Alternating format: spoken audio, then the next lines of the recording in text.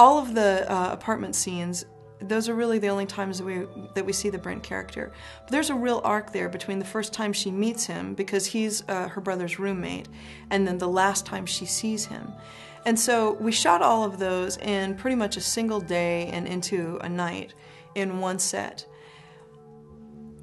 And I remember thinking, a lot of the things that I did directionally when I talked with Happy and Steph about how their characters were interacting was, we really talked more about stories as opposed to emotions. We did do a lot of multiple takes in those scenes, because a lot of times we would start off, because we hadn't had any rehearsal time, we would start off with them really coming to those scenes very, I shouldn't say very, a little stereotypically, without bringing any personal kind of feeling to what they were supposed to be doing. So we would do a lot of multiple takes.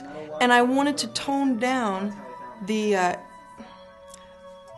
on the surface interactions. You know, like, you want it to feel real, and you want it to be big enough for people to see, but you don't want it to be so big that it's obvious, and you don't want it to be those emotional, I like you know what I mean? Like those beginnings of the feelings of I like you, or you could be someone that I'm interested in. And then how it really progresses for them in the arc in terms of, not only are you someone that I do like, now you're someone that I'm really depending on and I need you. And, you know, conversely, like, I'm gonna protect you, I'm here for you. And so, we really did. We tweaked those a lot, and we would get in close because we did shoot a lot of close-ups in those scenes, and really talked with the actors about how their facial expressions were really creating the emotions between the two of them. And we would ask them to pull back on some little tiny thing, like these little tiny facial things, and or, you know what I mean, or expand it, or try something different.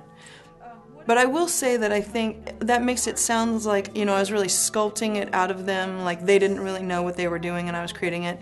I don't think that that's true necessarily.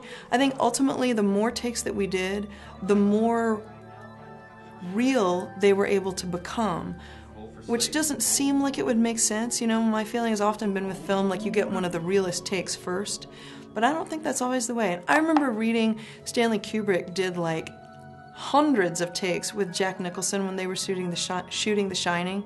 And first it was just Jack Nicholson, and then it was some muddle of what he thought it should be. By the time they got to like take 95, he was really bringing something different.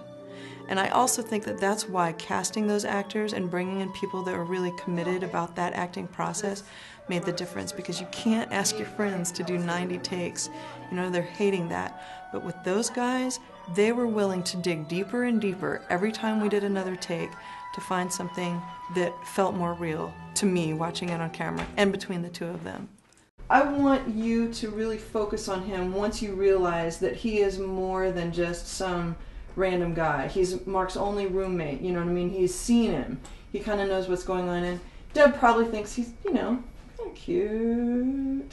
So her response to him hitting on her is she doesn't want to probably involve herself in that right now, but it's not a bad thing. So that was what I was going to ask you. So like when she says like you were going to hit, I'm not sure how exactly that's like right, coming because off to him. Like I'd be creeped out, but I mean, I know like, but I know that she's like kind of like, you know, she's interested in him. So I don't.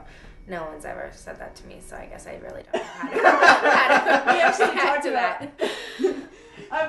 Chad and I were talking about that earlier. We were like, by the time you said I was gonna hit on you, it's our bullshit. You're already like hitting on them. But I think that her responses to that is maybe, what if she's interested by his honesty? You know what I mean? And she thinks that it's kind of intriguing. And even though she doesn't necessarily want to give him like, oh, really? Okay. You know what I mean? But she's just like, right. Almost like a bookmark. Like, huh. Okay. I don't know. Okay, so kind of like, and then, well, I gotta go. Okay. Yeah. I got it. I'll try it. Let's give that a try. So, how do you know Mark? He's my brother. You're his sister. Yeah, that's usually how it works. Right. Do you want something to drink or anything? No, I'm good.